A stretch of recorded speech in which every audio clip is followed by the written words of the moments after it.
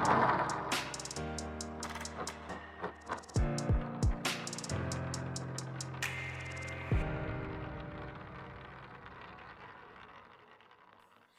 मसीह की। मसीह में मेरे प्यारे भाई और बहनों, मैं आपका भाई सूरज एक बार फिर से आप सभी को सत्य की खोज में स्वागत करता हूं। तो चलिए हम शुरू करते हैं हमारे आज के बाइबल अध्ययन।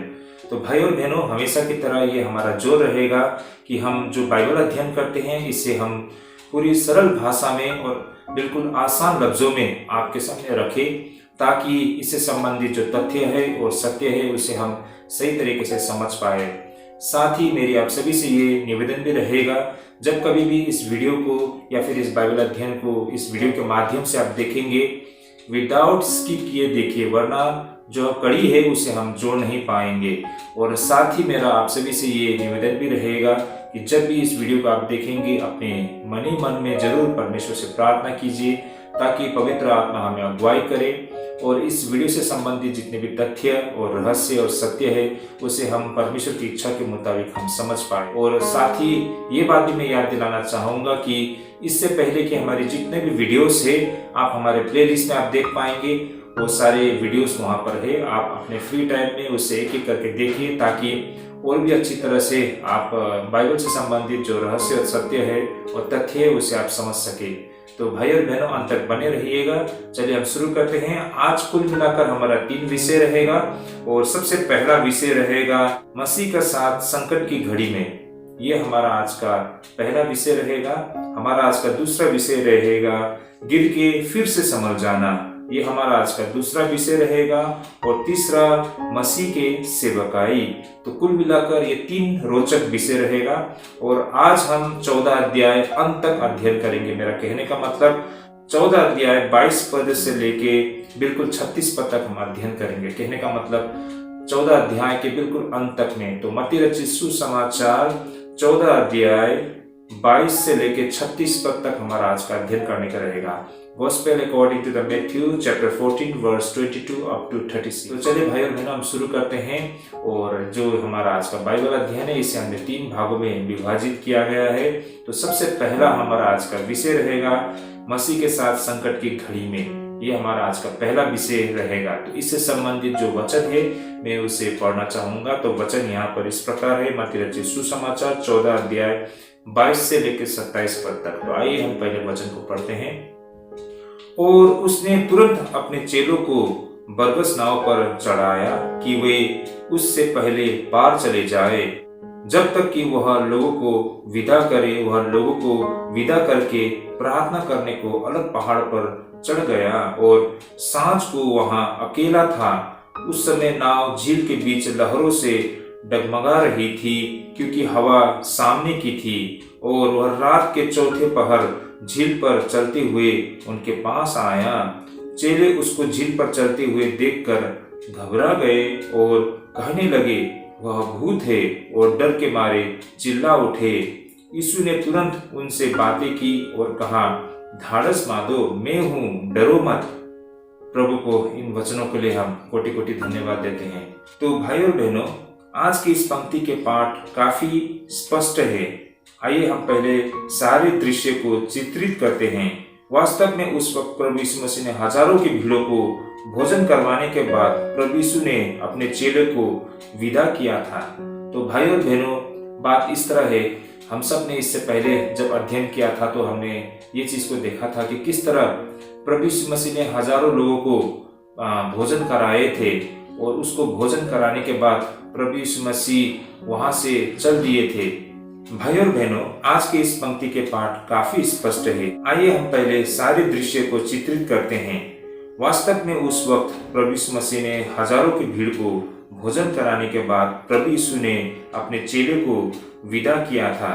भाई और बहनों, आप सभी को याद होगा वो मशहूर दृश्य, जिस प्रकार प्रभु यीशु मसीह ने हजारों लोगों को 5 रोटी और 2 मछली के द्वारा उन्हें खिलाया पिलाया और अंत में तृप्त किया था।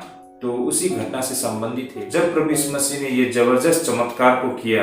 और ये करने के बाद प्रभु यीशु मसीह अपने शिष्यों को नाव पर जबरदस्त बैठा के उन्हें आगे को निकलने के लिए मजबूर करते हैं और स्वयं पहाड़ों पर चल जाते हैं प्रार्थना करने के लिए। तो जब प्रभु यीशु मसीह पहाड़ों पर चल जाते हैं, रात के तीसरे पहर पे प्रभु यीशु मसीह को पहाड़ी से ये दिखाई देता है कि उनके चेले नाव पर जो बैठकर झील के दूसरी ओर जा रहे थे, वे आधे बीच में जाकर ही तूफान से संघर्ष करते हुए ऊपर से दिखाई दे रहा था। तो यही घड़ी थी, यही एक समय था जब प्रभु यीशु मसीह पहाड़ों से उतरते हुए अपने चेलों को बचाने के लिए झील में आ जाते हैं। और जब प्रभु यीशु मसीह का सामना अपने शिष्यों से हो, उसी दौरान प्रभु यीशु मसीह के शिष्य प्रभु यीशु मसीह को आते हुए देखकर वो घबरा जाते हैं, ये समझ के कि यह एक भूत है। तो भाइयों और बहनों, आइए हम इस सारे घटना को समझने के लिए कोशिश करते हैं। तो भाइयों और बहनों, वास्तव में हमें यहाँ पर कुछ बातें हमें अजीब लगे। जिस प्रकार मत्ती कहते हैं कि यीशु ने अपने चेले को नाव पर चढ़ाने और आगे को बढ़ने के लिए मजबूर किया। अब हमें यहाँ पर मजबूर शब्द शायद बिल्कुल अजीब लगे ना, क्यों ऐसा प्रभु यीशु मसीह ने किया था। लेकिन अगर हम यूहन्ना के सुसमाचार की ओर देखें तो हमें और भी अधिक स्पष्टीकरण मिलती है। यूहन्ना हमें बताते हैं कि जिस तरह हजारों की भीड़ को भोजन कराने के बाद भीड़ प्रभु यीशु मसीह को बलपूर्वक अपना राजा बनाना चाहते थे, जैसे कि यूहन्ना रचित सुसमाचार 6 अध्याय 15 पद में दर्ज किया गया है। यीशु यह जानकर कि वे मुझे राजा बनाने के लिए आकर पकड़ना चाहते हैं, फिर पहाड़ पर अकेला चल गया। तो यहाँ पर यूहन्ना 6 अध्याय 15 पद में यह बातें यहाँ पर दर्ज किया गया है कि किस तरह लोग प्रभु यीशु मसीह को राजा बनाना चाहते थे, जो कि ये सारे बातें हमको मत्ती में दिखाई नहीं देता है। मत्ती में बल्कि इतना मात्र लिखा है कि जैसे कि 14 अध्याय 22 पद में, और उसने तुरंत अपने चेले को बरबस नाव पर चढ़ाया। इस प्रकार यहाँ पर इन बातों को लिखा गया है कि बरबस यानी कि उन्हें जोर किया ना, उन्हें मजबूर किया कि वो नाव पर बैठ के आगे को निकल जाए। लेकिन इसके पीछे के कारण को यहाँ पर नहीं लिखा गया है। लेकिन अगर हम यूहन्ना में देखते हैं तो यहाँ पर हमको ये बात स्पष्ट होती है कि लोग प्रभु यीशु मसीह को अपना राजा बनाना चाहते थे। देखिए भाई और बहनों, ये बिल्कुल स्वाभाविक है। बात इस तरह है कि उस समय यहूदी जाति रोमन शासन के अधीन में थे और कहीं न कहीं हर समय वे संघर्ष करते थे कि किस तरह से वे रोमी शासन से वे अपने आप को छुटकारा पा सके। और उनका ये सोचना था, ये उनका मानना था कि मसीहा का आगमन होगा दाऊद के वंशज में, और दाऊद की तरह उन्हें अगुवाई करेंगे और रोमी शासन के साथ युद्ध करके उन्हें छुटकारा दिलाएंगे। और उनका मानना था कि अंत में वे स्वतंत्र होंगे और एक महान जाति फिर से एक बार वो बन पाएंगे। इस सोच को लेकर यहूदियों का ये मानना था कि कभी न कभी मसीहा का आगमन होगा।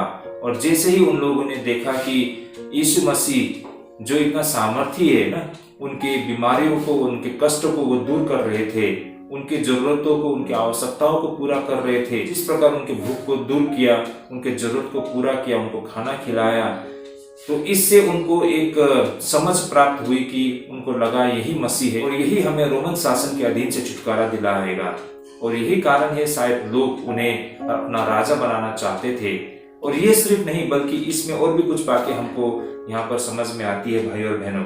वास्तव में उस वक्त किसी भी लोकप्रिय व्यक्ति को लेकर लोगों में उत्साह का लहर होना बिल्कुल आम सा नजारा होती थी और क्रांति का होना पूरी संभावना भी थी। भाई और बहनों, जैसे मैंने कहा ना कि समय समय पर यहूदी जाति रोमन शासन के विरोध में विद्रोह करते हुए हमको दिखाई देता है। और यही कुछ यहाँ पर भी होते हुए हमको देख पा रहे हैं कि लोग प्रभु यीशु मसीह को अपना राजा बनाना चाहते थे ताकि उनकी अगुवाई करे और रोमन शासन के अधीन से उन्हें छुटकारा दिलाए। और इस प्रकार यह एक बिल्कुल खतरनाक स्थिति हो चुकी थी और शायद यीशु के चेलों ने इस घटना को और भी जटिल बना दिया होगा, क्योंकि यीशु के चेले भी अभी भी सांसारिक शक्ति के संदर्भ में प्रभु यीशु मसीह को देखा करते थे। यही कारण होगी प्रभु यीशु मसीह ने अपने शिष्यों को वहां से विदा किया, क्योंकि वहां ऐसी स्थिति उत्पन्न हो गई होगी जिससे प्रभु यीशु मसीह स्वयं अकेले ही बेहतर ढंग से निपट सकते थे। और यीशु नहीं चाहता था कि उसके शिष्य इन सब में शामिल हो।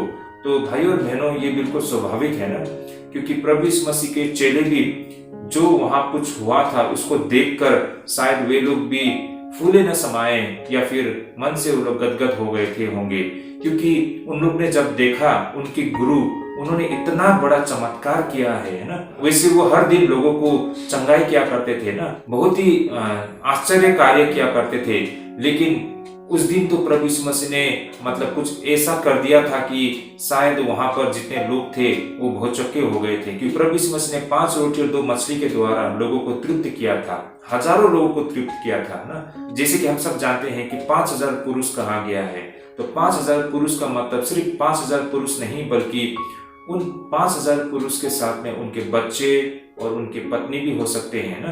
तो शायद 5000 पुरुष कहा गया है, तो हो सकता है वहां पर 10,000 या 15,000 या 20,000, हम नहीं जानते हैं कितने लोग थे, लेकिन पुरुष मात्र 5000 थे।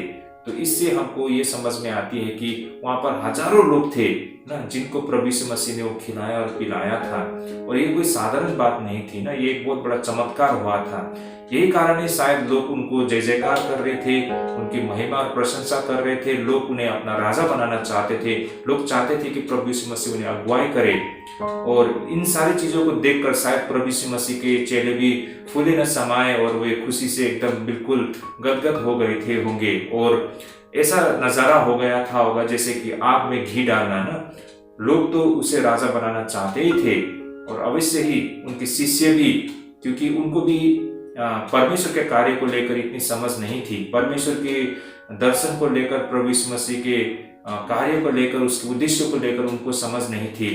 वे अब भी प्रभु यीशु मसीह को संसारिक नजरिए से देख रहे थे ना, तो यही कारण है शायद उनका भी सोचना कुछ इसी तरह था, और वे भी प्रभु यीशु मसीह को इसी कुछ तरह होते हुए देखना चाहते थे। प्रभु यीशु मसीह ये सारे बातों को समझते हैं और देख पाते हैं वास्तव में वहां क्या कुछ हो रहा है। यही कारण है प्रभु यीशु मसीह ने ये सही समझा कि पहले तो उसके चेलों को वहां से अलग करके उनको आगे को भेज दे, और वो भीड़ को खुद वो संभाले ना, उस स्थिति को खुद संभाले, ताकि जो प्रभु यीशु मसीह का उद्देश्य था उससे वो भटक ना जाए ना, उनका जो मार्ग था, उनका जो उद्देश्य था, उसमें कोई खलल ना पड़े। और यही कारण है कि आगे प्रभु यीशु मसीह को बहुत कुछ और करना था ना, उनका उद्देश्य कुछ और था। उनका ये उद्देश्य नहीं था कि यहूदी लोगों का वो संसारिक राजा बनके ना उनको अगुवाई करे, बल्कि सारे मानव जाति का वो राजा था ना, और सारे मानव जाति को छुटकारा दिलाना था। किससे?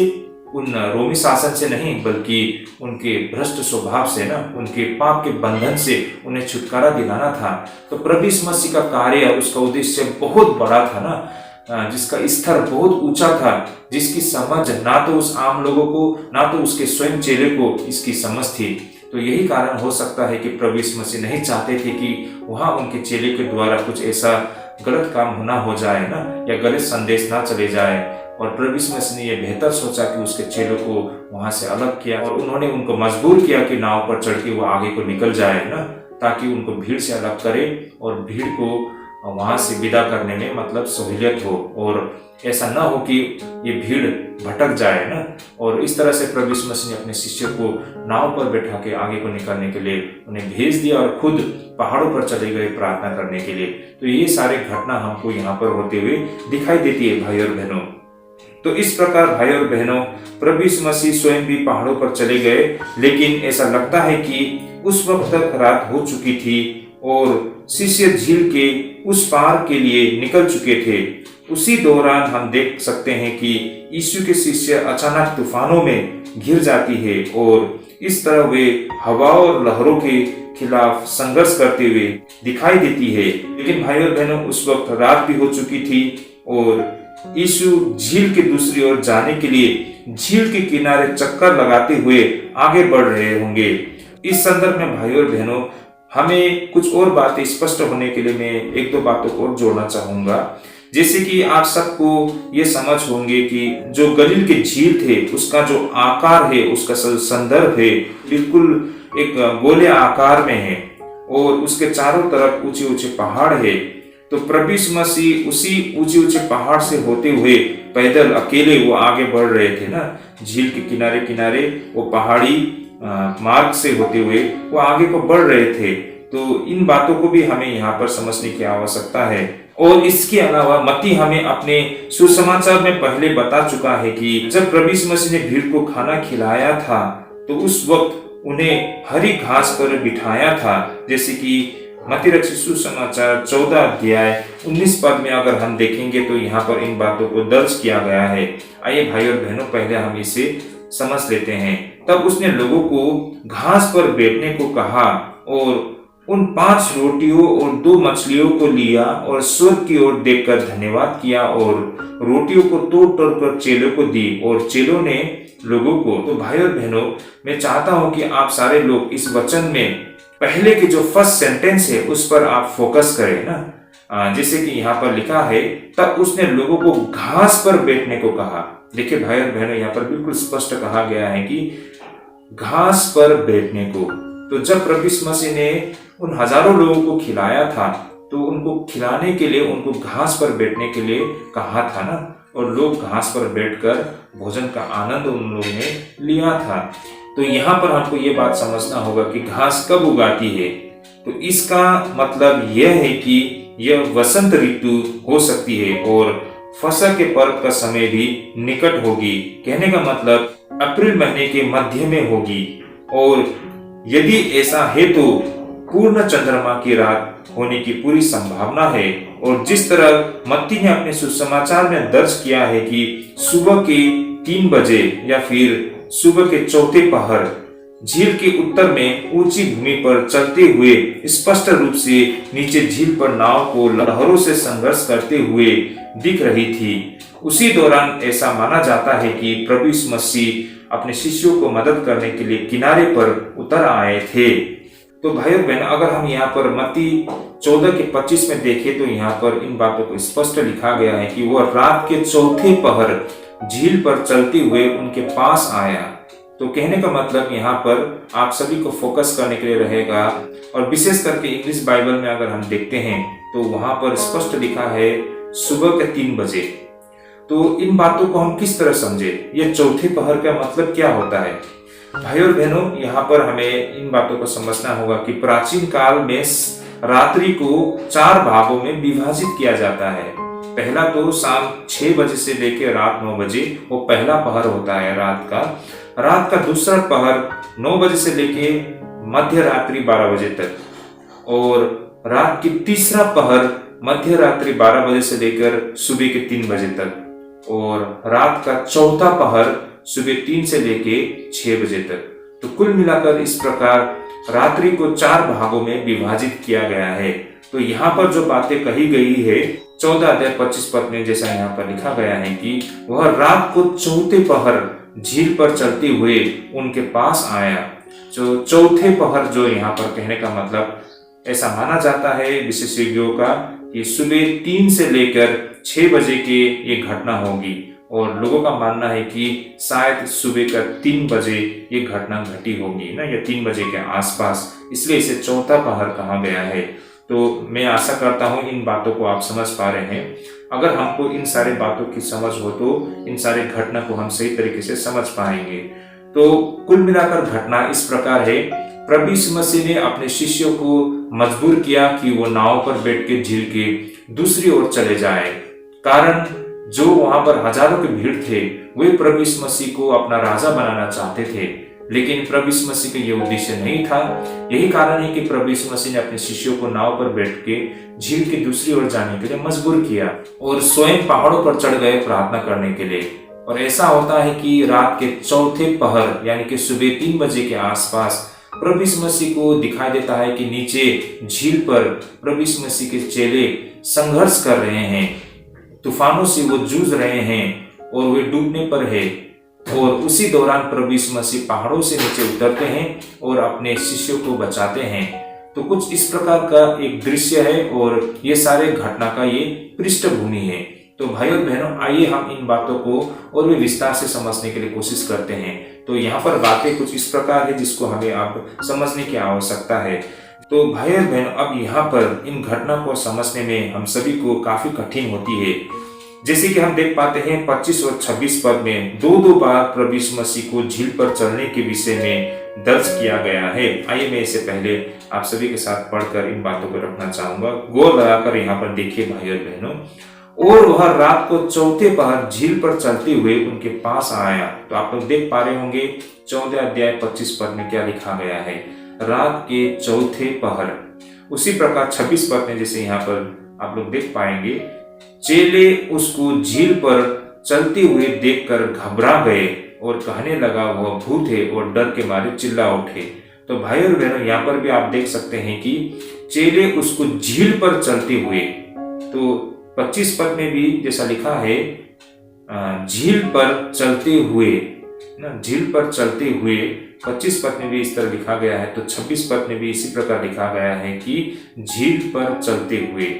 तो कहने का मतलब जो बातें, जो शब्द यहाँ पर इस्तेमाल किया गया है झील पर चलते हुए, इसको 25 और 26 पद में दोनों जगह इसका इस्तेमाल किया गया है। इस कारण हम कह रहे हैं कि दो बार इन बातों को यहाँ पर दर्ज किया गया है ना।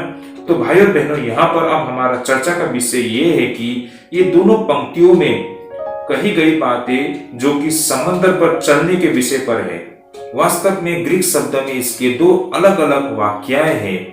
जैसे कि 25 पद में जो कहा गया है झील पर चलते हुए, भाई और बहनों, ग्रीक में एपिटून थालासन कहा गया है, जिसका अर्थ बनता है झील के ऊपर और झील की ओर। और इसी प्रकार भाई और बहनों, 26 पद में जो कहा गया है झील पर चलते हुए, इसे ग्रीक में एपिटिस थेलेसिस कहा गया है, जिसका अर्थ बनता है झील पर, जो कि वही वाक्य है जिसका उपयोग यूहन्ना रचित सुसमाचार 21 अध्याय 1 पद में किया गया है। झील के, यानी कि जो कि झील के किनारे तिब्रियास का है, जिसका उपयोग यूहन्ना रचित सुसमाचार 21 अध्याय 1 पद में किया गया है। आइए भाई और बहनों, मैं इसे भी पढ़ लेता हूँ। जैसे कि यहाँ लिखा है, इन बातों के बाद यीशु ने अपने आप को तिबिरियास झील के किनारे चेलों पर प्रकट किया और इस रीति से प्रकट किया। तो भाई और बहनों, हम जो यहाँ पर यूहन्ना 21 का 1 में देख पा रहे हैं, ये घटना उस वक्त का है जब प्रभु यीशु मसीह का पुनरुत्थान होने के बाद वो अपने चेलों को बार बार प्रकट कर रहे थे। तो यहाँ पर भी हम देख पाते हैं कि प्रभु यीशु मसीह अपने आप को तिबिरियास झील के किनारे अपने शिष्यों के सामने प्रकट करते हैं। तो यही कुछ, ऐसा ही कुछ जो हम 14 अध्याय 26 पद में देख पाते हैं, ये एक जैसा घटना या फिर एक जैसी बातें हैं जो यहाँ पर कहा गया है, ऐसा विशेषज्ञों का मानना है भाई और बहनों। तो झील के या फिर जो कि झील के किनारे प्रभु यीशु मसीह को अपने शिष्यों के द्वारा देखा जाना ना, इसी घटना से संबंधित है। तो कहने का तात्पर्य ये है कि यहाँ पर दो ऐसे संभावित व्याख्या है ग्रीक शब्दों के तहत। आइए इसे हम समझने की कोशिश करते हैं। पहला तो यह उस चमत्कार का वर्णन करता है जिसमें प्रभु यीशु मसीह वास्तव में पानी पर चलते हुए प्रभु यीशु मसीह के शिष्यों के समक्ष पहुंचते हैं, जिसे आमतौर पर सभी विश्वासियों का मानना है। आई बिलीव, मैं विश्वास करता हूं आज तक आप और हमारा भी ऐसा ही कुछ हम मानते हैं ना। आमतौर पर लोगों का ऐसा ही कुछ सोचना है कि उस वक्त प्रभु यीशु मसीह के चेले नाव पर बैठकर आगे बढ़ रहे थे, तो उसी दौरान तूफान आती है और वे तूफान में संघर्ष कर रहे होते हैं। उसी दौरान प्रभु यीशु मसीह उनको बचाने के लिए वहां आ पहुंचते हैं और प्रभु यीशु मसीह उस तूफान को शांत करा देते हैं ना। तो उस दौरान प्रभु यीशु मसीह जब नाव तक आए थे, वो किस तरह आए थे? झील पर चलते हुए। तो यही हम सबका ऐसा अब तक का मानना भी है। तो ये पहला व्याख्या है इस घटना से संबंधित ना। अब दूसरी व्याख्या जिसे आज हमें समझने की आवश्यकता है, और वो यह है कि चेलों की नाव जब झील के उत्तरी किनारे की ओर हवा ने खदेड़ कर ले गई और उसी दौरान प्रभु यीशु मसीह पहाड़ से नीचे उनकी मदद करने के लिए उतरते हुए उनके करीब आते हैं, जो कि चांदनी रात में बड़ी स्पष्ट रूप से उनके तूफान के साथ संघर्ष करते हुए दिखाई दे रही होगी। और उसी घड़ी प्रभु यीशु मसीह झील की लहरों से होते हुए उनके नाव के करीब अचानक आ पहुंचते हैं, जिसे देखकर वे घबरा गए। तो भाई और बहनों, बात इस प्रकार है कि जो बाइबल के विशेषज्ञ है उनका ये मानना है कि घटना इस प्रकार था, जब प्रभु यीशु मसीह के चेले नाव पर बैठकर आगे बढ़ रहे थे, उसी दौरान तूफान आते हैं और वे लोग संघर्ष करते हैं उस तूफान से। और वो तूफान उनके नावों को खदेड़कर उन्हें झील के उत्तरी किनारे पर ले जाती है। और उसी दौरान प्रभु यीशु मसीह भी पहाड़ से उतरते हुए वे उनके नाव के करीब उन्हें संभालने के लिए आ पहुंचते हैं। तो कहने का मतलब प्रभु यीशु मसीह पैदल चलकर झील के किनारे जो नाव आ पहुंची थी उसे संभालने के लिए प्रभु यीशु मसीह भी ऊपर से उतरते हैं और वो लहरों से होते हुए उनके करीब पहुंचते हैं। तो ऐसा नहीं है कि जैसा आमतौर पर हम सोचते हैं कि प्रभु यीशु मसीह पानी के ऊपर चलते हुए उनके तक पहुंचे हैं, बल्कि वो नाव जो हवा के झोंके के कारण उत्तरी किनारे पर वो आके पहुंच जाते हैं और प्रभु यीशु मसीह उस झील के किनारे से होते हुए और लहरों से होते हुए उन तक पहुंच जाते हैं। तो कुछ इस प्रकार लोगों का ऐसा मानना है। तो इसका कारण ये है कि हम सब जानते हैं हमारे प्रभु यीशु मसीह बिल्कुल व्यवहारिक परमेश्वर है। तो भाई और बहनों, इन घटनाओं को लेकर आम लोगों का जो मानना है, इन दोनों व्याख्याओं को पूरी मान्यता दी जाती है। तो भाई और बहनों, इस प्रकार कुछ लोग पहले वाले व्याख्या को मान्यता देते हैं। उनका मानना है कि प्रभु यीशु मसीह नदी के ऊपर चलते हुए या फिर समंदर के ऊपर या झील के ऊपर चलते हुए उस नाव के करीब आ पहुंचे थे। और कुछ लोग दूसरी व्याख्या से सहमत होते हैं और उनका कहना है कि वास्तव में उस समय प्रभु यीशु मसीह के चेले जो नाव से होकर जा रहे थे, तूफान के वजह से उनको खदेड़कर उत्तरी किनारे पर ला पहुंचाती है और वहीं पर प्रभु यीशु मसीह पहाड़ों से उतरते हुए नाव के समक्ष पहुंच जाते हैं उन्हें संभालने के लिए। तो भाई और बहनों, चाहे सत्य कुछ भी हो, हमें इस पूरी घटना से यह सीख मिलती है कि शिष्य की आवश्यकता की घड़ी में प्रभु यीशु मसीह उनके पास सदैव होती है।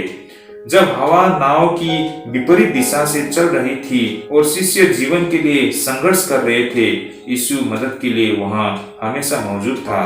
तो इस प्रकार भाइयों और बहनों, आप और हमारे लिए भी यहाँ पर जो समझ और सीख मिलती है वो ये है कि जीवन में अक्सर हवा विपरीत दिशा से चलती है और ऐसे समय होते हैं जब हम इसके खिलाफ में होते हैं और जीवन हमारे साथ, हमारी परिस्थितियों के साथ, हमारे निर्णयों के साथ एक हताश संघर्ष होती है। लेकिन ऐसे समय में किसी को अकेले संघर्ष करने की आवश्यकता नहीं है, क्योंकि प्रभु यीशु मसीह जीवन के तूफानों से होते हुए आपके पास आते हैं।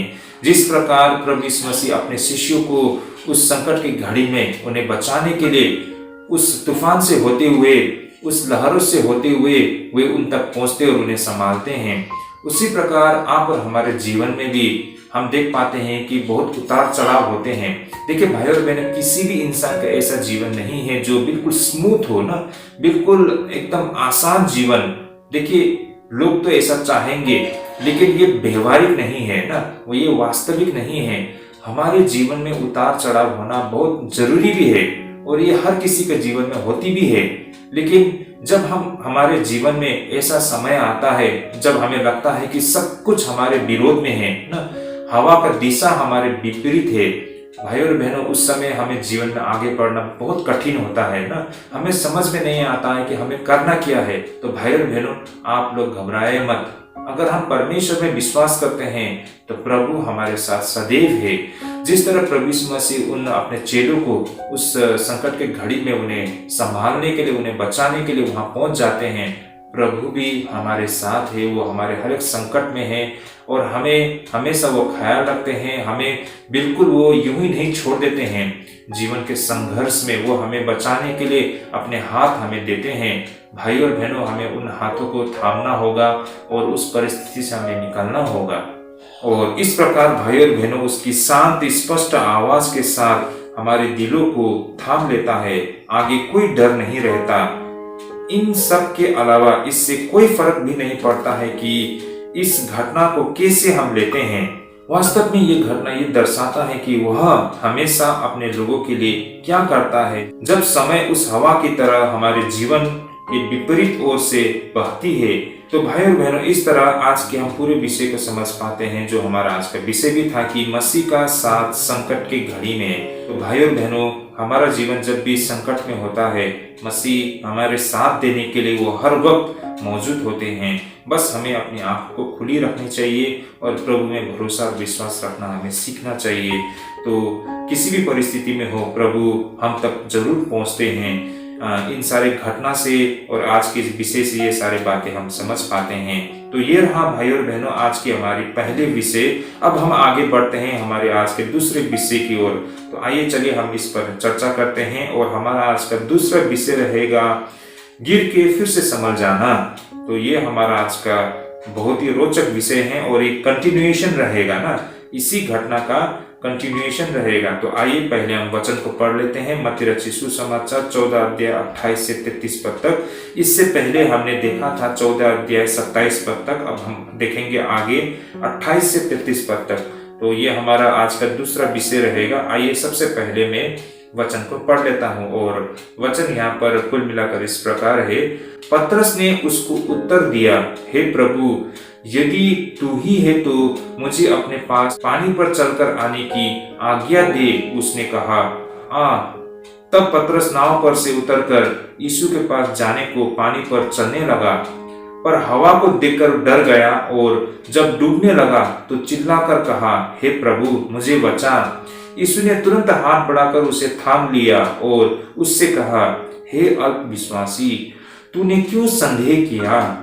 जब वे नाव पर चढ़ गया तो हवा थम गई। इस पर जो नाव पर थे उन्होंने उसे दंडवत करके कहा, सचमुच तू परमेश्वर का पुत्र है। ओके, आमेन। तो भाई और बहनों, ऐसा माना जाता है कि नया नियम में यह घटना से ज्यादा कुछ दूसरा नहीं जिसमें पतरस के चरित्र को इतनी स्पष्ट से दर्शाया गया है। तो भाई और बहनों, घटना कुछ कुल मिलाकर इस प्रकार है। जब प्रभु यीशु मसीह के शिष्य तूफान से संघर्ष कर रहे थे और उनको लगा कि वे लोग डूबने पर है, तो वे प्रभु को पुकारते हैं और प्रभु पहाड़ियों से उतरते हुए उनके करीब पहुंचते हैं उन्हें संभालने के लिए। उसी दौरान जब वे लोग प्रभु यीशु मसीह को देखकर डर जाते हैं और घबरा जाते हैं, तो प्रभु यीशु मसीह उन्हें कहते हैं कि मैं हूँ। और प्रभु यीशु मसीह को देखकर पतरस भी कहते हैं कि अगर आप ही हो तो मुझे आज्ञा दे कि मैं आप तक आ सकूं। और प्रभु यीशु मसीह उन्हें आज्ञा देते हैं इसकी ओर आने के लिए। तब पतरस नाव से उतरते हुए प्रभु यीशु मसीह के निकट जाने के लिए जब कोशिश करता है तो तूफान इतना तेज होता है जिससे वो ऐसा लगता है कि वो डूब जाएंगे और वो चिल्लाकर कहने शुरू करते हैं कि मुझे बचा ले, मुझे बचा ले। तब प्रभु यीशु मसीह उनके हाथों को थाम लेते हैं और उनसे कहते हैं कि हे अल्पविश्वासी, तूने क्यों संदेह किया? तो इस प्रकार प्रभु यीशु मसीह नाव पर उन दोनों के साथ चढ़ जाते हैं। और जैसे ही प्रभु यीशु मसीह नाव पर चढ़ते हैं तो वे तूफान को थमने का आदेश देता है और तूफान थम जाती है। और इस पर जो नाव पर थे उन्होंने उसे दंडवत करके कहा, सचमुच तू परमेश्वर का पुत्र है। क्योंकि प्रभु यीशु मसीह ने लगातार ऐसे आश्चर्य कार्य किया था और उसमें से ये घटना थी जो प्रभु यीशु मसीह ने उस वक्त उन्हें बचा लिया था और उस तूफान को शांत किया था। तो ये सारी चीजों को देखकर, इन घटनाओं को देखकर वहां जितने भी लोग थे, विशेष करके प्रभु यीशु मसीह के शिष्य, वे बिल्कुल आश्चर्य में पड़ जाते हैं और उनका विश्वास और भी दृढ़ हो जाता है। तो भाई और बहनों, अब यहाँ पर हम इन सारी घटना से हम फोकस करेंगे पतरस के जीवन पर, उसके चरित्र पर, और वहां से आप और हमारे लिए क्या संदेश बनता है, क्या सीख बनता है, आइए इस पर हम चर्चा करते हैं। तो देखिए भाई और बहनों, मैंने जिसे कहा सारे पुराने नियम में जितना स्पष्ट रूप से पतरस के चरित्र को यहाँ इस घटना में दिखाया गया है, कहीं हमको ऐसा नहीं मिलता है। तो आइए हम यहाँ पर एक एक करके चर्चा करना शुरू करते हैं।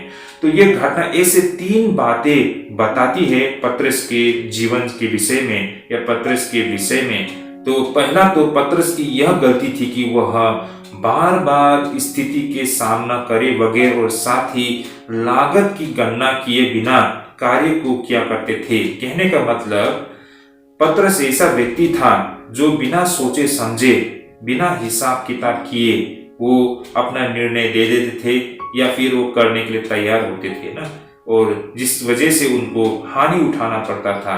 जैसे कि पतरस ने ठीक वैसा ही किया था जब उसने यीशु के प्रति अडिग और अटल निष्ठा की पुष्टि की थी। मत्ती रचित सुसमाचार 26 अध्याय 33 से 35 तक एक घटना को दर्ज किया था और अंत में प्रभु के नाम को इनकार भी किया था। आइए भाई और बहनों, इस घटना को हम पढ़ के कुछ बातों को पहले समझने के लिए कोशिश करते हैं। इस पर पतरस ने उससे कहा, यदि सब तेरे विषय में ठोकर खाए तो खाए, परंतु मैं कभी ठोकर ना खाऊंगा। देखिए भाई और बहनों, यहाँ पर हमको स्पष्ट दिखाता है ना कि पतरस कितना वो यहाँ पर कॉन्फिडेंस के साथ ना वो ये बातें रखते हैं। फिर देखिए 34 पद में, यीशु ने उससे कहा, मैं तुमसे सच कहता हूँ, आज की रात को मुर्ग के बाग देने से पहले तू 3 बार मुझसे मुकर जाएगा। पतरस ने उससे कहा, यदि मुझे तेरे साथ मरना भी हो तो भी मैं तुझसे कभी न मुकरूंगा। और ऐसा ही सब चेलों ने भी कहा। तो भाई और बहनों, यहाँ पर पतरस से संबंधित एक मशहूर घटना को दर्ज किया गया है ना। जो लोग बाइबल पढ़ते हैं इन घटनाओं को वो अच्छी तरह समझते हैं और क्या कुछ हुआ था आगे जाके ये भी हमको अच्छी समझ है ना। जब ऐसा समय आया तो पतरस ने प्रभु यीशु मसीह को इनकार किया था।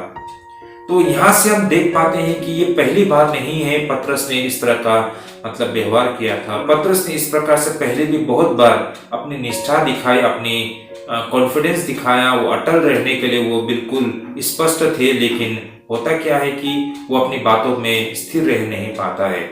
ऐसा क्यों है, किस लिए है, इसको हमें आज समझने की आवश्यकता है भाई और बहनों। तो भाई और बहनों, कुल मिलाकर ये बातें इस प्रकार है कि पतरस के जीवन में सबसे बुरी बात यह है कि उनका सारा संकट का कारण वो अपनी मन की मात्रा सुना करता था और कभी कभार वो विफल भी हो जाते थे। लेकिन भाई और बहनों, सत्य ये भी है कि उसकी नीयत और उसकी मन बिल्कुल साफ थी। देखिए भाई और बहनों, पतरस की नासमझी के कारण ना, उसके मतलब इमेच्योर डिसीजन के कारण, बिना सोचे समझे काम करने के वजह से जीवन में उसे असफलता का सामना करना पड़ता था। लेकिन इसका मतलब ये नहीं है कि वो बुरा व्यक्ति था। देखिए पतरस का मन बिल्कुल साफ था, पतरस का नियत साफ था, यानी कि उनका इंटेंशन सही था। लेकिन बिना सोचे समझे या फिर बिना हिसाब किताब किए या बिना सही एक अंदाजा लगाए बगैर वो सब कुछ कर लेने के लिए तैयार होते थे, जिस कारण उसको असफलता का सामना करना पड़ता था। तो भाई और बहनों, यहाँ से हमको ये बात समझ में आता है कि हम कुछ भी करें हमको सोच समझ के करने की आवश्यकता है, क्योंकि हमें इमोशंस के साथ हमें नहीं चलना है ना, या फिर अपनी भावनाओं के साथ हमें आगे नहीं बढ़ना है। हमें कुछ भी करने से पहले हमें बुद्धिमत्ता से काम लेना और समझने की आवश्यकता है भाई और बहनों। तो ये बातें हमको यहाँ पर समझ में आता है। आगे हम देखेंगे और भी, तो हमको और भी बहुत सारी बातें यहाँ पर समझ में आती है। अब रही पतरस से संबंधित दूसरी ऐसी तथ्य, जैसे कि पतरस आवेग में आकर काम किया करता था और अंत में अक्सर असफल और दुखी होना उसे पड़ता था। यही कारण है कि प्रभु यीशु मसीह अपने अनुयायियों से यह आग्रह करते हैं कि हर एक व्यक्ति को कार्य करने से पहले उस स्थिति की सभी निरस्ता को देखने की जरूरत है। जैसे कि लूका रचित सुसमाचार 9 अध्याय में अगर हम देखें तो यहाँ पर प्रभु यीशु मसीह यूं कहते हैं, जब वे मार्ग में चले जाते थे तो किसी ने उससे कहा, जहां जहां तू जाएगा मैं तेरे पीछे हो लूंगा। यीशु ने उससे कहा, लोमड़ियों के भट्ट और आकाश के पक्षियों के बसेरे होते हैं, पर मनुष्य के पुत्र को सिर धरने की भी जगह नहीं। आमेन। तो भाई और बहनों, यहाँ पर हम देख पाते हैं कि कुछ लोग प्रभु यीशु मसीह के पीछे होना चाहते हैं ना। प्रभु यीशु मसीह उन्हें क्या कहते हैं, यहाँ पर प्रभु यीशु मसीह उन्हें कहते हैं कि लोमड़ियों के भट्ट और आकाश के पक्षियों के बसेरे होते हैं, पर मनुष्य के पुत्र को सिर धरने की भी जगह नहीं है। तो कहने का मतलब प्रभु यीशु मसीह के मार्ग में चलना, प्रभु यीशु मसीह के मार्ग में बने रहना, ये कोई साधारण और आम बात नहीं है भाई और बहनों। ये संघर्ष का मार्ग है ना, इसके लिए हमें कीमत अदा करना पड़ता है। तो इसीलिए प्रभु के मार्ग में चलने से पहले हमें इन बातों को समझना और इन बातों से स्पष्ट होना बहुत जरूरी है। क्या हम इसके लिए तैयार है, ताकि हम परमेश्वर की इच्छा को पूरा कर सके और प्रभु को संतुष्ट कर सके और इस जीवन के द्वारा प्रभु को हम वास्तविक गवाही दे पाए। इसलिए हमें इन सारी बातों से संबंधित तथ्यों को स्पष्ट होना बेहद आवश्यकता है। कहने का तात्पर्य यहाँ पर वास्तव में प्रभु यीशु मसीह हमेशा से लोगों के संग पूरी तरह से ईमानदार थे। प्रभु यीशु मसीह ने हमेशा से उन्हें दिखाने की कोशिश की प्रभु के पीछे और उसके मार्ग में बने रहने के लिए कितना कठिन होती है। प्रभु के मार्ग में विफलता का एक बड़ा कारण बिन सोचे और विचारे भावनात्मक निर्णय से कदम उठाना भी होता है। अंततः यही कारण है कि हम देख पाते हैं कि बहुत सारे लोग इतना इमोशनल हो जाते हैं, इतना भावुक हो जाते हैं कि उन्हें लगता है कि वो सब कुछ करने के लिए तैयार है परमेश्वर के लिए, है ना। वे सोचते हैं कि वे अंत तक प्रभु के प्रति वफादार रहेंगे, जीवन के हर एक मोड़ में वो चल पाएंगे और वो मसीह के लिए जीवित गवाही देंगे। लेकिन भाइयों और बहनों, जब उनके जीवन में परिस्थिति आते हैं तो वो व्यक्ति लोग पीछे हट जाते हैं। कारण ये है कि वास्तव में उन्होंने सत्य को सही मायने से अभी तक नहीं समझा है ना। परमेश्वर का कार्य को बहुत हल्के से लिया है। देखिए भाई और बहनों, हम थोड़ा बहुत बाइबल पढ़ लेते हैं, हम चर्च जाते हैं, थोड़ा बहुत अपना कर्तव्य निभा देते हैं, इसका मतलब ये नहीं है कि हमने परमेश्वर के बारे में सब कुछ जान लिया है ना, या फिर हम इतना मैच्योर हो गए हैं कि हम अकेले ही हम आगे बढ़ सकते हैं। देखिए भाई और बहनों, ये इतना आसान नहीं है कि प्रभु में एक जीवित गवाही देने के लिए वही व्यक्ति वास्तव में जीवित गवाही दे सकता है जिसको सत्य की अच्छी अनुभव हो या समझ हो, है ना, और वो बिल्कुल निश्चित है ना, बिल्कुल डिटरमाइन है कि वो परमेश्वर के लिए हर एक को कीमत के लिए अदा करने के लिए वो तैयार है। तो भाई और बहनों, इसके लिए हमें बहुत मेहनत करना पड़ता है। सत्य को समझने के लिए हमें बहुत संघर्ष करना पड़ता है, हमें सत्य को अभ्यास में लाना होता है, तब जाके धीरे धीरे हमें वो समझ बनती है ना, हमारी नजरिया में परिवर्तन आता है और धीरे धीरे हम उन हर एक स्थितियों को भी, परिस्थितियों को भी हम सामना कर पाते हैं। लेकिन अगर हम ओवर कॉन्फिडेंस होते हैं और अपने भावनाओं से या इमोशनल होकर हम कुछ भी करने के लिए हम कहते हैं या सोचते हैं, तो हम ज्यादा दूर आगे नहीं बढ़ पाते हैं। तो यही कारण है कि बहुत सारे लोग ये कोशिश करने के बजाय कि परमेश्वर के सत्य को समझने के लिए वे सिर्फ अपने भावनाओं में आकर वो आगे बढ़ने के लिए चाहते हैं और ज्यादा दूर आगे चल नहीं पाते हैं। जब उनका जीवन में स्थिति परिस्थिति आते हैं तो वो स्थिर खड़ा नहीं हो पाते हैं। दूसरी बात हम यहाँ पर ये देख पाते हैं कि प्रभु यीशु मसीह बिल्कुल स्पष्ट है ना, वो बिल्कुल ईमानदार है, किसी भी बातों को नहीं छिपाते हैं, वो बातों को गोल गोल घुमाते नहीं है। जो बातें हैं, जो सत्य है, जो सच्चाई है, वो स्पष्ट कह देते हैं ना। देखिए आजकल क्या होता है कि बहुत सारे ऐसे सेवक लोग हैं, है ना, वे लोग क्या दिखाते हैं और किस तरह से प्रभु के बारे में बताते हैं। वे लोग सिर्फ प्रभु के बारे में यही बताते हैं कि प्रभु के पीछे चलने पर उन्हें ढेरों आशीष मिलेगी, उनका जीवन बिल्कुल सुखदायक हो जाएगा, है ना, और उनके जीवन में खुशियां ही खुशियां होगी। ये बातें मात्र वे लोगों को बताते हैं। देखिए ये बातें कोई गलत नहीं है, इसमें कोई मतलब गलती नहीं है, ये बातें सच है। देखिए प्रभु में होने से हमारा जीवन आशीषमय होगा, ये बात सच है ना। हमारा जीवन खुशियां से भर जाएंगे, है ना, हमारे जीवन में शांति आएगी, ये बात सच है। लेकिन साथ ही ये बात भी सच है कि प्रभु के मार्ग में चलने का मतलब है हमें जीवित गवाही देना। हमारे जीवन में ऐसे ऐसे समय आएंगे जो बिल्कुल कठिन होगा। देखिए प्रभु यीशु मसीह ने यहाँ पर बिल्कुल स्पष्ट से कहा है ना। देखिए प्रभु के पीछे चलने का मतलब है कि उन सारे सांसारिक चीजों को त्याग करना, है ना, और मसीह के लिए हम जीवित गवाही बनना। ये कठिन एक मार्ग है भाई और बहनों।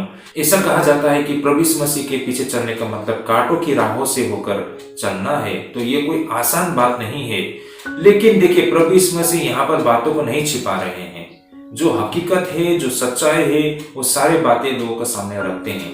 लेकिन आजकल के बहुत सारे जो परमेश्वर के दास है, वे लोग जो हकीकत है, जो सच्चाई है, उनको लोगों के सामने रखना नहीं चाहते हैं। उनको डर है कि अगर ये सारी बातें बोलेंगे तो लोग उनके पीछे नहीं आएंगे। तो यही कारण है वे मात्र लोगों का आशीष की बातें बताते हैं और लोग भी यही मात्र सोच के आते हैं। और जब ऐसे लोगों को जीवित गवाही देना होता है तो पीछे हट जाते हैं, या फिर जब उनको कहा जाता है कि उन्हें जीवित गवाही देना है तो उनसे वे सहमत नहीं होते हैं, क्योंकि उन लोगों को मात्र ये बता के मसीह के करीब लाया था कि मसीह के पीछे हो लेने का मतलब है उनके लिए ढेरों आशीष, शांति, खुशहाली। तो यही कारण है कि वे नहीं चाहते हैं, या फिर उनका ये मानना नहीं है कि मसीह के पीछे चलने का मतलब उन्हें कीमत अदा करना पड़ेगा। लेकिन वास्तविक सत्य यह है कि जब तक इस जगत में, इस संसार में हम हैं, तब तक हम अगर मसीह के मार्ग में बने रहेंगे तो हमें संघर्ष करना होगा, हमें कीमत अदा करना होगा, हमें जीवित गवाही देने के लिए कष्ट भोगना पड़ेगा। तभी जाके हम प्रभु के लिए हम कीमत अदा कर पाएंगे और प्रभु की इच्छा को पूरा कर पाएंगे, प्रभु को हम संतुष्ट कर पाएंगे और शैतान को हम शर्मिंदा कर पाएंगे। लेकिन ये हकीकत आज के हमारे बहुत सारे सो कॉल्ड प्रोफेट्स ना, ये भविष्यद्वक्ता, अपने आप को भविष्यद्वक्ता बोलते हुए घूमने वाले लोग ये सारी बातें नहीं बताएंगे। वो मात्र आपको बताएंगे कि मसीह के पीछे हो लेने का मतलब ढेरों आशीष, ढेरों खुशियां, ढेरों आनंद और शांति ही शांति। लेकिन ये कभी नहीं बताएंगे कि मसीह के मार्ग में चलने के लिए हमें कीमत अदा करना पड़ता है, हमें जीवित गवाही देना पड़ता है। क्योंकि अगर ये बोलेंगे तो लोग उनके पीछे नहीं आएंगे। लेकिन मसीह इस तरह नहीं है। मसीह बिल्कुल ईमानदार है, जो हकीकत है वो सीधे रखते हैं। अब आपको निर्णय लेना है कि आप उनके पीछे होना चाहते हैं या नहीं। तो देखिए भाई और बहनों, ये बातें यहाँ पर हम स्पष्ट देख पाते हैं कि प्रभु यीशु मसीह किसी भी बात को नहीं छिपाते हैं, है ना। और जो प्रभु यीशु मसीह के पीछे आना चाहता है उनको भी ये बातों को समझना और जानना बहुत जरूरी है। अगर वे बिना सोचे समझे यूं ही इमोशनल होके, भावुक होके प्रभु यीशु मसीह के पीछे चलने के लिए निर्णय करता है, आगे जाके उसको पछतावा होता है या फिर वो असफल हो जाते हैं और नतीजा बुरा होता है भाई और बहनों। तो यही चीज हम यहाँ पर पतरस के जीवन से ये बातें सीख पाते हैं। और अंततः आखिर में हम पतरस के चरित्र से ये भी समझ पाते हैं कि इस प्रकार आखिर में जाकर पतरस किसी न किसी तरह से असफल होने से बच जाते हैं, कारण वो हमेशा अपनी असफलता की अंतिम क्षण में वो मसीह के हाथों को थाम लिया करते थे। यहाँ पर पतरस को लेकर ये बहुत ही खूबसूरत बातें हैं कि जब भी वो जीवन में गिर पड़ते थे फिर से वह उठ खड़ा हो जाते थे। और ये भी सच रही होगी कि उसकी असफलताओं ने उसे मसीह की ओर भी करीब ला दिया होगा। जैसे कि एक खूबसूरत वाक्य कहा गया है, संत वो व्यक्ति नहीं है जो कभी असफल नहीं होता, बल्कि संत वह व्यक्ति है जो हर बार गिरने पर उठ खड़ा होता है और आगे को बढ़ चलता है। भाई और बहन, इस वाक्य को एक बार जरूर फिर से सुनिएगा। जैसे कि यहाँ कहा गया है कि संत वह व्यक्ति नहीं है जो कभी असफल नहीं होता, बल्कि संत वो व्यक्ति है जो हर बार गिरने पर उठ खड़ा होता है और आगे को बढ़ चलता है। भाई और बहनों, ये बहुत ही खूबसूरत वाक्य है ना। और ये बातें पतरस में बिल्कुल फिट बनता है ना, क्योंकि देखिए हमने पतरस का जीवन में देखा है, उसकी मूर्खता के कारण ना, या फिर उसने जीवन में हर चीज को हल्के से लेने के कारण वो जीवन में असफल होता है ना, वो गिर जाता है। लेकिन गिरने के बाद भी वो फिर दोबारा खड़ा हो जाता है, वो संभल जाता है। यही कारण है हम देख पाते हैं कि पतरस, जिन्होंने प्रभु यीशु मसीह को इनकार किया था, और ऐसा लगता था कि जिस प्रकार पतरस ने यीशु को इनकार किया है, एक नजर से देखे तो पतरस को क्षमा का योग्य बिल्कुल नहीं है। लेकिन भी हम देख पाते हैं कि अंत में जाके प्रभु यीशु मसीह पतरस के द्वारा बड़े से बड़े कार्य करते हैं। ऐसा क्यों हो पाया है? क्योंकि पतरस गिरते गिरते भी वो संभल जाते हैं और अंत में प्रभु में लौट आते हैं। और ऐसे व्यक्ति को ही संत कहा जाता है। जैसे कि हमने इस वाक्य में भी हमने देखा है कि संत वह व्यक्ति नहीं जो कभी असफल नहीं होता, बल्कि संत वह व्यक्ति है जो हर बार गिरने पर उठ खड़ा होता है और आगे को बढ़ चलता है। और ये चीज हम पतरस में देख पाते हैं भाई और बहनों। और प्रभु आप और हम में से हर एक ये बातों को देखना चाहते हैं। ये बात को हमें समझने की आवश्यकता है कि हमारा जीवन ऐसा नहीं है कि हम कभी भी गिरेंगे नहीं, हमारा जीवन में उतार चढ़ाव नहीं आएगा, ऐसा बिल्कुल नहीं है।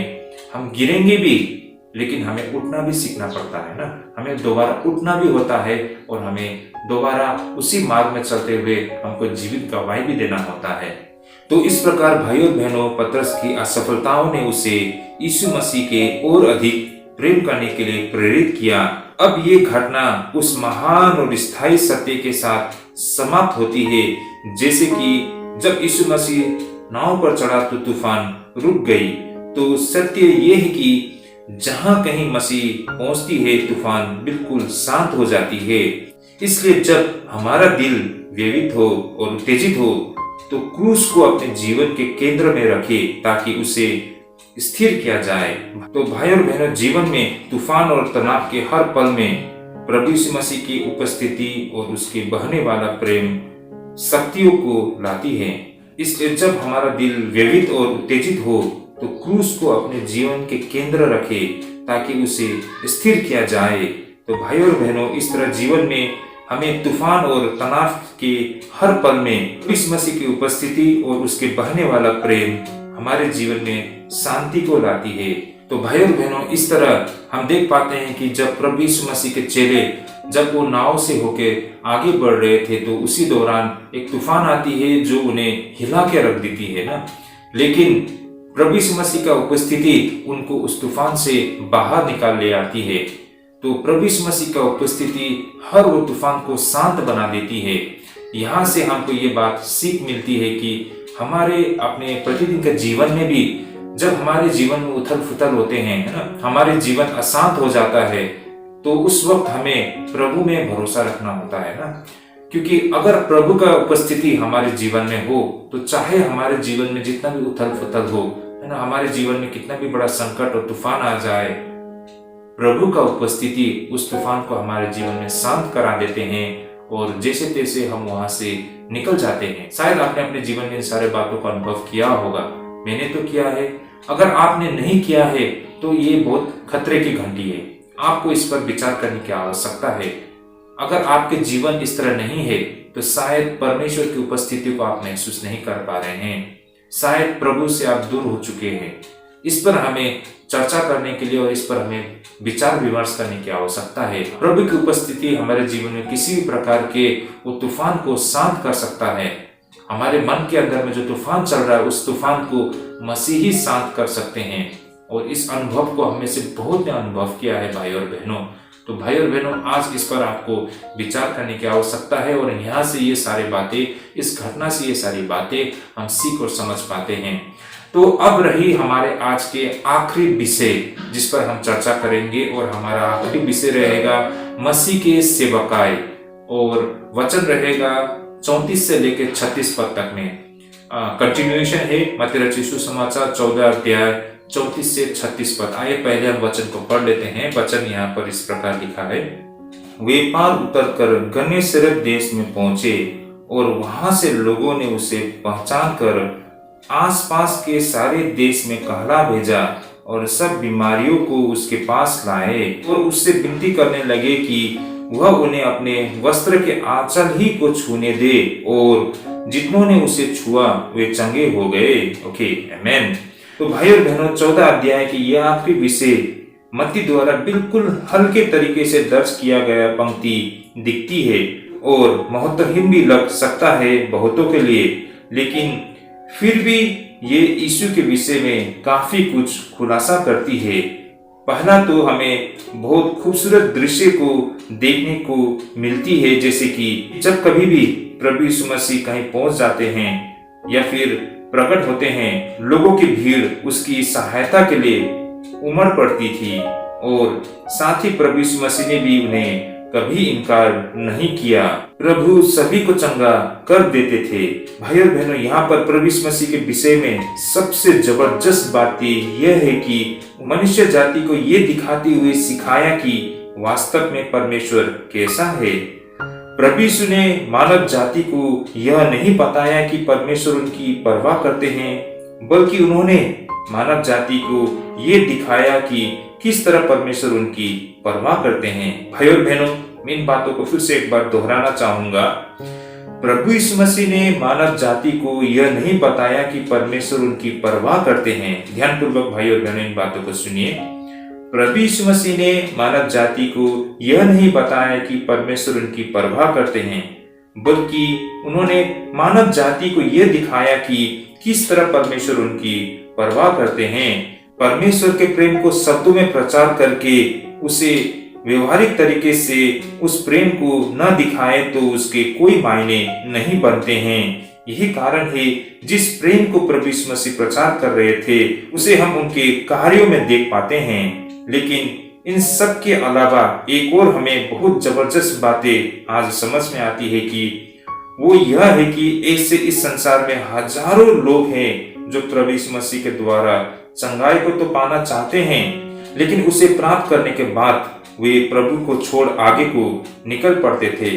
और ये कड़वा सच है जो आज के समय में भी हम अपने आसपास हमें दिखाई देती है। भाई और बहनों, हमने जैसा यहाँ पर देखा है ना, लोग हजारों की संख्या में प्रभु यीशु मसीह के समक्ष आते थे, है ना। वे लोग क्यों आते थे प्रभु यीशु मसीह के समक्ष? उनकी जो समस्या है, उनकी जो तकलीफ है, उनको लेकर प्रभु यीशु मसीह के समक्ष आते थे, ये आस लगाए कि उनके पास जाकर उन्हें मुक्ति मिले, है ना। और लोग प्रभु यीशु मसीह के निकट आते, उनके वस्त्र के आंचल मात्र को छूकर भी लोग चंगा हो जाते, है ना। लेकिन जब एक बार वो चंगा हो जाते, वापस घूम के वो नहीं आते। देखिए, हजारों लोगों ने प्रभु यीशु मसीह के द्वारा चंगाई को तो प्राप्त किया, लेकिन उनका उद्देश्य, उनका मकसद क्या था? मात्र उस देह की चंगाई, लेकिन आत्मा की चंगाई, आत्मा की मुक्ति के लिए भी उन्होंने कभी नहीं सोचा। ये उस जमाने में भी होता था और आज के समय में भी हम होते हुए देख पाते हैं। देखिए, आज हमारे आसपास भी हमको दिखाई देता है ना। जब कभी भी लोगों को जब पता चलता है कि यहाँ पर यीशु मसीह के नाम पर चंगाई हो रही है, यहाँ के जितने भी लोग हैं वो सारे लोग आ पड़ते हैं। मैंने ऐसे भी देखा है कि जब कहीं यीशु मसीह के नाम से चंगाई होने का कार्यक्रम होता है, तो वहां पर विश्वासियों से ज्यादा अन्य विश्वासी आ जाते हैं और वे सारे अन्य जाति भी उस चंगाई को प्राप्त तो कर लेते हैं। लेकिन दुख की बात है, वो व्यक्ति दोबारा लौट के नहीं आते हैं। वे लोग नहीं चाहते हैं यह समझना और ये नहीं जानना चाहते हैं कि वास्तव में हमें मन की उद्धार की आवश्यकता है ना, हमारे जीवन की उद्धार की आवश्यकता है। बस उन्हें उनके जो देह के जो तकलीफ है उससे उन्हें छुटकारा मिल जाए, वो उतना ही काफी है। और उनका उद्देश्य, उनका मकसद भी वही होता है और वो लौट के वापस नहीं आते हैं। तो ये चीज उस समय भी होती थी और आज भी होता है।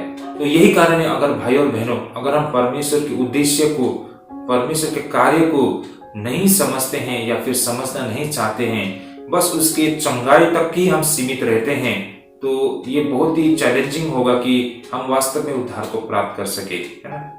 क्योंकि हमारी सोच, हमारी नजरिया बहुत सीमित है। देखिए, प्रभु यीशु मसीह का उद्देश्य लोगों को सिर्फ इस देह के तकलीफ से छुटकारा दिलाना नहीं है। वास्तव में हमको हमारे अंदर से जो शैतान के भ्रष्ट स्वभाव है उससे हमें मुक्ति दिलाना है ना। हमें नए जीवन में प्रवेश कराना है। तो ये चीज उस समय में भी और आज के समय में भी हम होते हुए देख पाते हैं। आज इस पर हमें विचार करने की आवश्यकता है, इस पर हमें चर्चा करने की आवश्यकता है। देखिए, लोगों को चंगाई करना ये तो एकमात्र जरिया है उस तक पहुंचना, लेकिन हमें वहां से आगे बढ़ना चाहिए ना। वास्तव में हमारे जो आत्मिक जीवन की बीमारियां है उससे हम किस तरह छुटकारा पाए, उस पर हमें फोकस करना है। तो भाई और बहनों, इस पर हमें आज बहुत ही सीरियसली इस पर हमें सोचने की आवश्यकता है, वरना हमारे जीवन प्रभु से हमने उस चंगाई को प्राप्त करने के बाद भी हमारे उद्धार को हम प्राप्त ना कर पाए। इसलिए भाई और बहनों, इस पर हमें चर्चा करने के लिए, इस पर हमें ध्यान लगाने की आवश्यकता है। तो भाई और बहनों, इस प्रकार हम देख पाते हैं कि बहुत सारे लोग ईसाइयत से वो सब कुछ पाना तो चाहते हैं, लेकिन उससे संबंधित जिम्मेदारियों को नहीं निभाना चाहते हैं। यह भी एक हकीकत है कि हम में से बहुत से लोग परमेश्वर को तभी याद करते हैं जब हमें उनकी जरूरत पड़ती है। भाई और बहनों, क्या ये एक सत्य नहीं है? क्या ये सारे चीज हम अपने जीवन में भी अनुभव नहीं करते हैं? जब हमारा जीवन मुसीबत में होता हो ना, हमारे जीवन में जब संकट आता है, हम प्रभु का नाम लेना शुरू करते हैं, हम रोते हैं, हम बिलखते हैं, प्रभु का आगे हम निवेदन करते हैं, प्रार्थना करते हैं। प्रभु भी हमारी प्रार्थना को सुनते हैं, है ना, और हमारे तकलीफों से हमें निजात दिलाती है। लेकिन उसके बाद होता क्या है? हम सब कुछ भूल जाते हैं, फिर से हम वही जीवन जीना शुरू करते हैं और वहीं चले जाते हैं। लेकिन भाई और बहनों, हमारे जीवन में उतार चढ़ाव आना ये प्रक्रिया है, ये बहुत जरूरी भी है, ताकि हम अपने आप को विचार करें कि हम कहाँ हैं, हमारी स्थिति क्या है ना। हम हकीकत को समझ पाए, हम अनुभव कर पाए और उस मुसीबत का सामना करते हुए हम एक कदम आगे बढ़ पाए, एक कदम प्रभु के निकट जा पाए।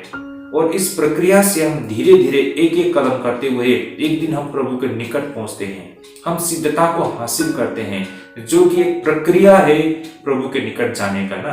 ऐसा नहीं है कि आज हमने यीशु के नाम से बपतिस्मा ले लिया तो हम बिल्कुल सिद्ध हो गए या फिर हम बिल्कुल पवित्र हो गए या फिर परमेश्वर के राज्य में प्रवेश करने का हमको सर्टिफिकेट मिल गया। ये नहीं है। अगर ऐसा होता तो ये तो वही बात हो गया ना, जीवन भर आपने पाप किया और गंगा में जाके डुबकी लगा लिया। बिल्कुल ऐसा नहीं है भाई और बहनों। बपतिस्मा तो एक प्रक्रिया है ना, एक सिंबॉलिक है कि आपने पुराना जीवन को त्याग कर एक नया जीवन में प्रवेश किया है, लेकिन उस प्रकार का जीवन को भी तो हमें जीना जो कि वचन में बार बार कहा गया है। तो भाई और बहनों, देखिए, हमारे जीवन में उतार चढ़ाव आता है, लेकिन ये हमारे लिए सीख लेके आता है। अगर हम मैच्योर व्यक्ति लोग हैं ना, वास्तव में हम परमेश्वर का भय मानने वाला व्यक्ति है, हम बिल्कुल सीरियस है हमारे आत्मिक जीवन को लेकर, तो ऐसे व्यक्ति के जीवन में जो भी कुछ होता है, इन बातों को लेकर वो विचार करता है ना, इस पर वो चर्चा करता है, इस पर वो ध्यान लगाता है और इससे आगे बढ़ने के लिए कोशिश करता है ना। जिस तरह पतरस, उसका जीवन में भी उसने बहुत सारे ऐसे समय को अनुभव किया है, वो गिरते हैं लेकिन दोबारा खड़े हो जाते हैं और आगे को एक कदम आगे बढ़ जाते हैं, और इस तरह से वो हर दिन प्रभु के निकट आते हैं ना, वो प्रभु के प्रेम को अनुभव कर पाता है। वो चीज की प्रक्रिया से आप और हमको भी होके जाना पड़ता है। तो भाई और बहनों, ये सारे हमारे आज के बाइबल अध्ययन से ये सारे बातें को हम समझ पाते हैं। भाई और बहनों, हम इन बातों को लेकर बहुत ही सीरियस होना पड़ेगा। समय बहुत निकट है। आज जो सारे संसार में जो कुछ भी हो रहा है, देखिए, आज युद्ध हो रहा है ना, हमारे एनवायरनमेंट में चेंजेस आ रहा है, देश का माहौल सही नहीं है, सब कुछ गड़बड़ है। लेकिन एक बात भी सत्य है, जो मसीह ने कहा था कि अंत के दिन में जो कुछ होने वाला है, जो संकेत उन्होंने बताया था, वो सब कुछ हो रहा है। इससे हमको ये समझ में आ रहा है कि हम बिल्कुल अंत के समय में आ चुके हैं। मसीह का आगमन कभी भी हो सकता है।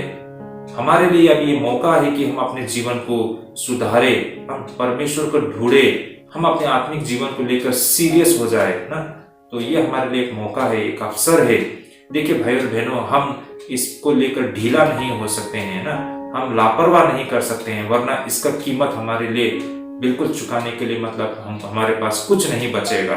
चलिए भाई और बहनों, आत्मिक जीवन को लेकर बिल्कुल सीरियस हो जाए ना, गंभीर हो जाए, तभी जाके हम परमेश्वर की इच्छा को समझ पाएंगे और जीवन में प्रवेश करने के योग्य होगा।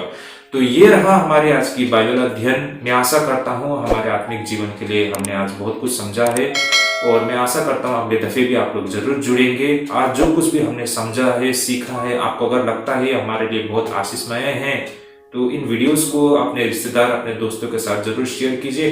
अगले दफे भी जरूर जुड़िएगा। तो आज के लिए हम यहीं पर स्थगित करते हैं। प्रभु आप सबको अगुवाई करे, प्रभु आप सबको ढेरों आशीष करे। जय मसीह की।